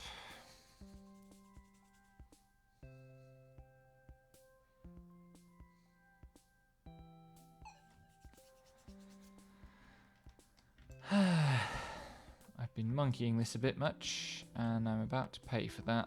Or I'm about to start paying for it at least. Which shaft mine is that? That's that one.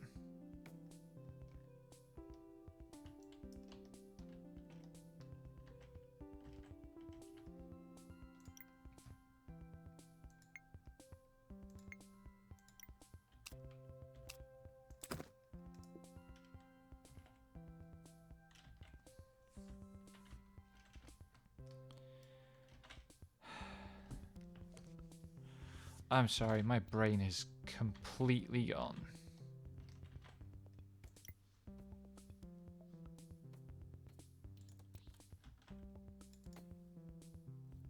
How is that watchtower not in range, Brad? That one was in range.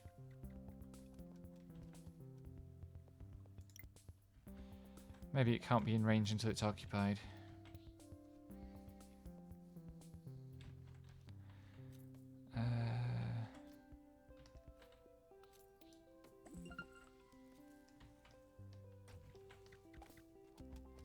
Oh, this is bad.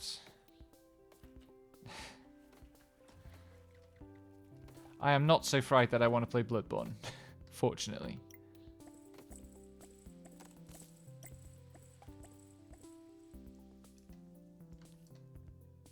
I think I am going to have to wrap this stream up early though, because I just can't.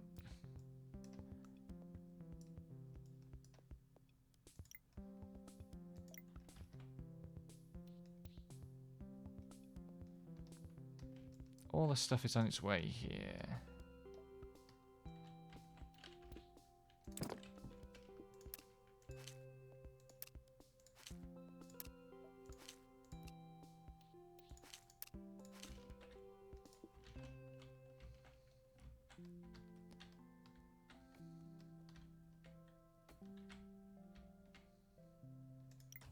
How are we doing?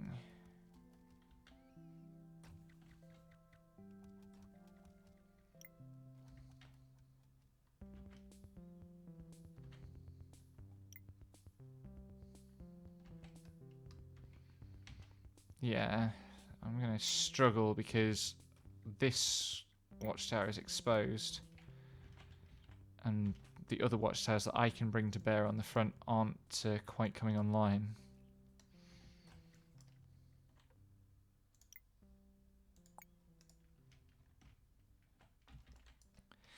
And I didn't develop my tech tree.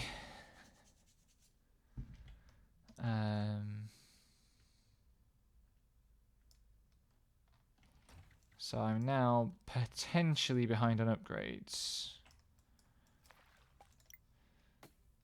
What would be the next research to do? I suppose I have both Armor 1 and Repair 1, so that helps a lot.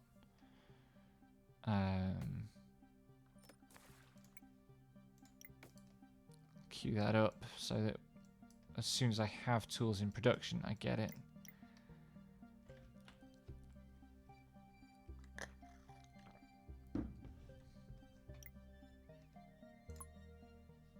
Still a big arrow surplus at least.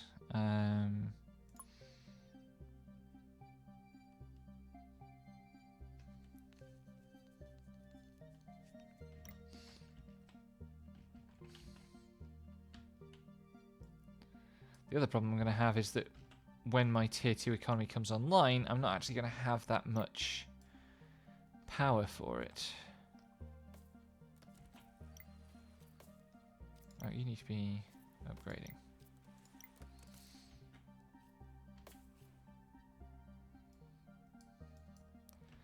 My opponent's economy is in a much better state than mine.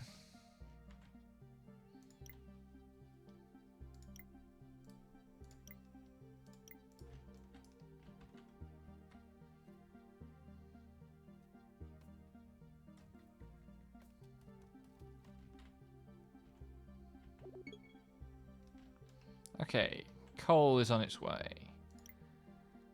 Where's this shaft mine up to?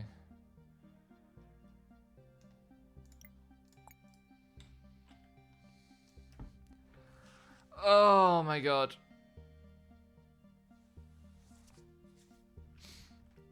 Again, it doesn't help that I was up till 4 last night because I lost track of time while I was writing stuff.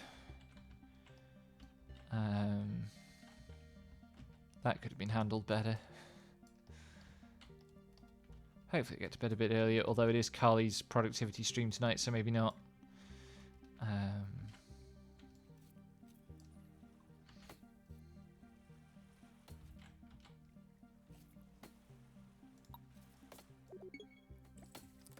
Which shaft mine is that? That's the iron mine. We now have iron! Hooray! You're whitelisted to this blast furnace. Good.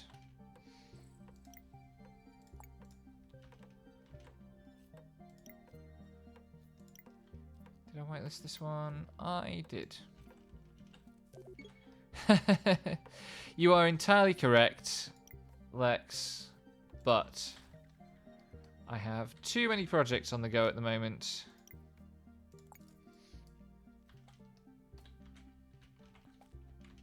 I always have too many projects on the go.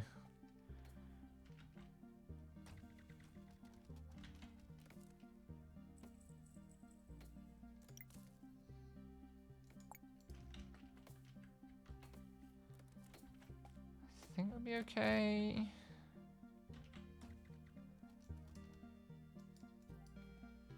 Hopefully my attack is enough of a drain on their resources to keep them from running away.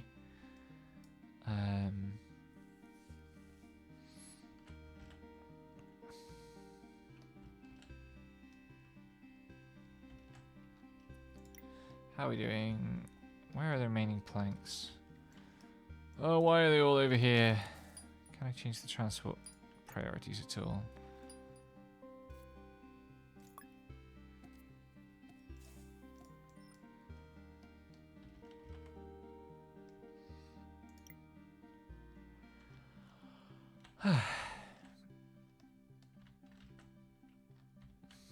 I feel like this is another thing where as soon as the mechanical tipping point is reached, the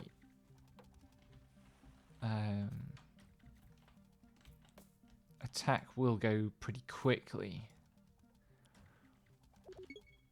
Because it's not like they're fortifying behind their lines very intensively. Although I guess they might start.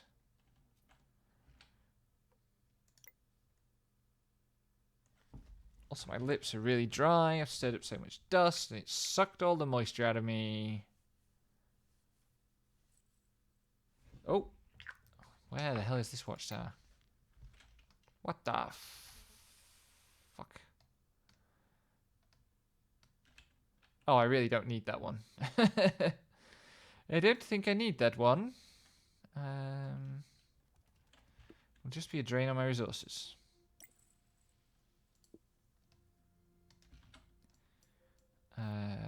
Onwards.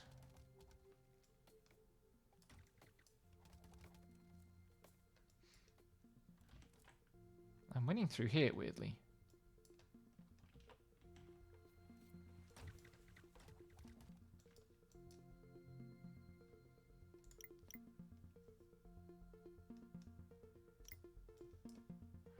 Please hurry up.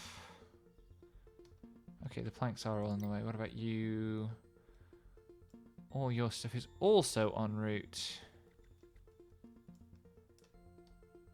Just being slow because it's got to go around there because I planted all these trees. Also, the fir tree, the fully packed in fir trees look quite cute, very fluffy.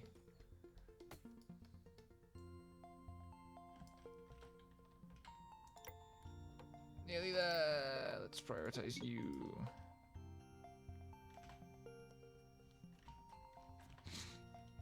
If I can just get the damage boost.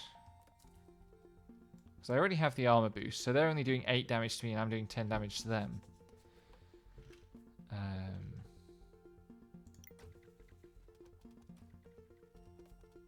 Okay, good.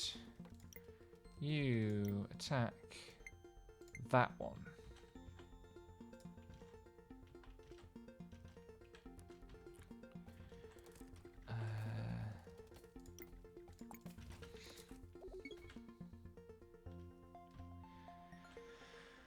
Okay, the blacksmith's online. That means that I can get extra damage soon.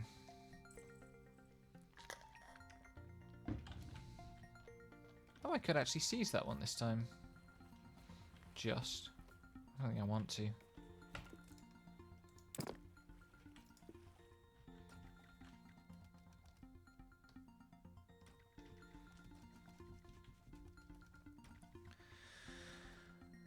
Oh.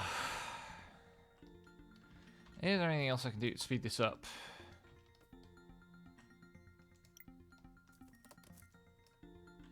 Probably not.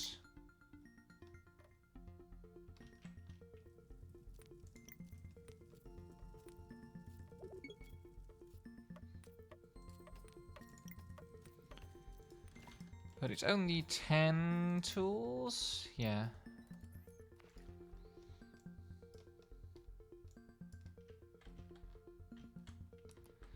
Anything I need to stress about here? I don't think so.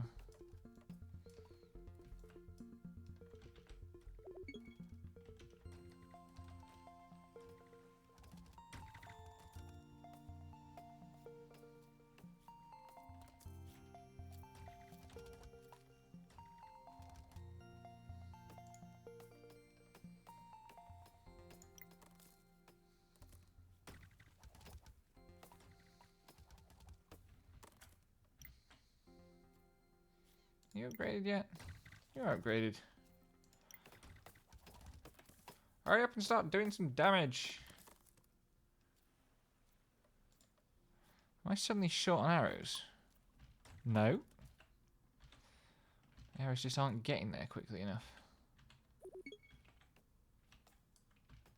Cool. Change target to that one. You're also attacking that one. Let's go!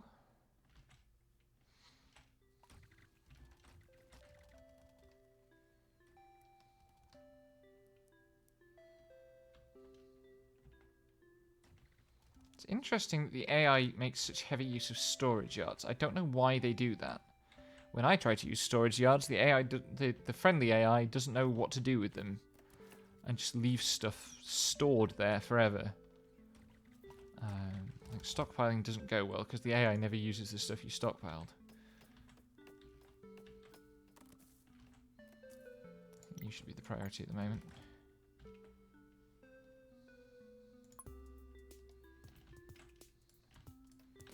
How are we doing? We're getting there. We're getting there.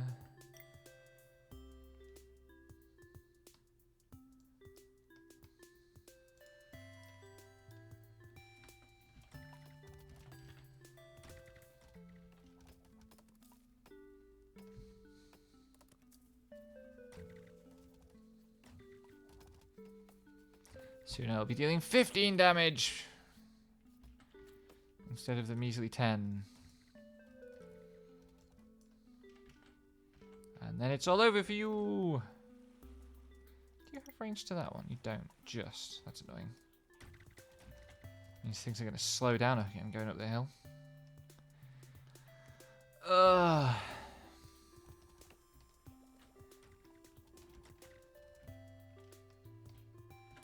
Yeah, I still isn't fortifying up here.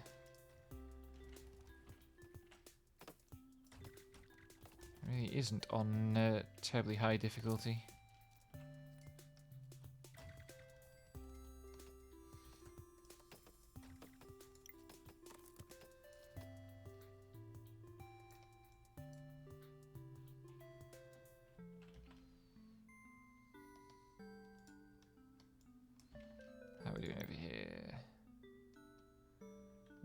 about to get the damage boost. How much HP do these have? 250. I might as well just straight up grab the other thing. Okay. Yeah, here we go.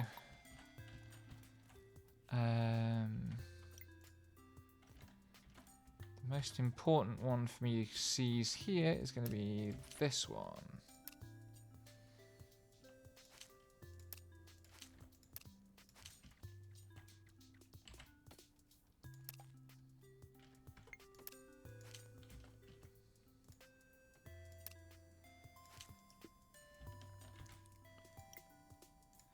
Prioritize. You can get those two in that order. Yeah. You can reach that one.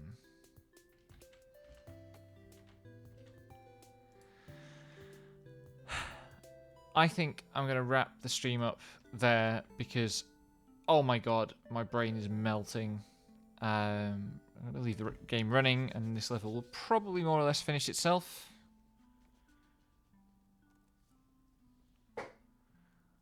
Oh god, I want to see real Ember as well. So I'm going to send... Who's live now? I can send you to... Oh, Max is live. I shall send everyone to...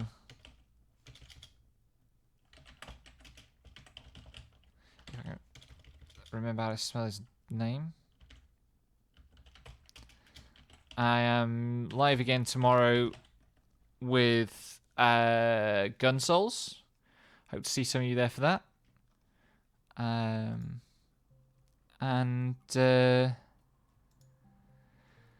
Yeah, one way or another.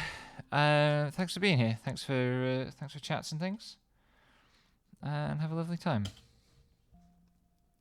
Oh, that's the wrong spelling.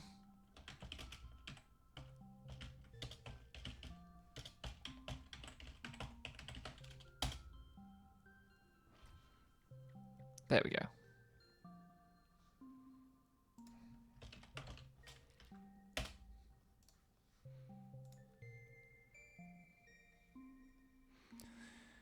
Just let the time play out.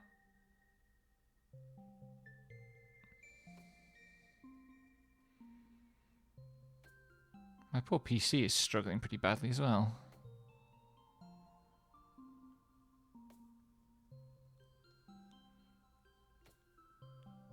What is happening?